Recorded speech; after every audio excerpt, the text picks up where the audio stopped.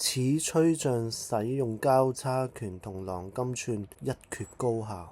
力石見到此吹將使用交叉拳，回想感化院同將對打嘅畫面，雙方倒下後，記者們都感到詫異，一個無名人士竟然能夠同明日之星郎金寸打成平手。有一聰明嘅記者感覺力石認識阿將，於是問力石係咪認識阿將。力石毫不諱言介紹無名人士係丹下拳館拳手此吹將。記者們感覺愕然，點解未聽過丹下拳館？白木補充地說，因為丹下段平同日本拳擊協會不和而唔能夠攞牌。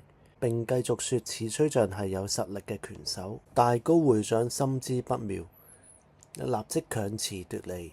記者們議論紛紛，根本聽唔入耳，一致認為無名拳手打倒郎金寸係大新聞。議論後，記者們都散兵，留低大高會長對住暈低嘅郎金寸痛哭。頒獎禮上，得獎者皆在台上，唯獨郎金寸未出現。台上得獎者議論紛紛，唯力石知道真相。呢個時候，主持人收到消息，連自己都感覺詫異。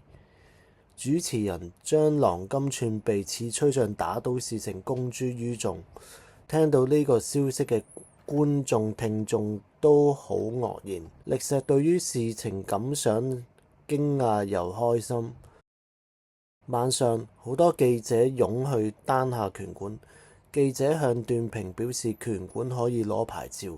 記者講述能夠攞到牌照原因，因為將打低郎金寸，而大高會長希望於擂台上向將報仇，所以允許發牌照。記者問段平得牌照感想，段平難以置信，激動到喊出嚟。段平冷靜後，記者追問有冇信心打贏郎金寸。段平表示阿將及阿西要考試成為職業拳手，其次擔心阿將去咗邊。一講曹操，曹操就到。受傷嘅阿將返嚟拳館，記者們急不及待地問阿將，阿將表示不宜回答。段平請記者們離開後，立即同阿西為阿將治療。翌日，雖然阿將傷勢未痊愈，仍然去跑步，然後三人一齊訓練。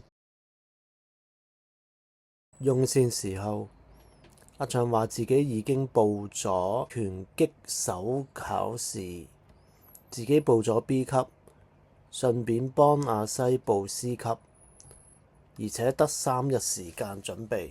段平聽到阿將話已報名就十分彷徨，怪責阿將唔同佢商量。阿將驕傲地話考試嘅啫。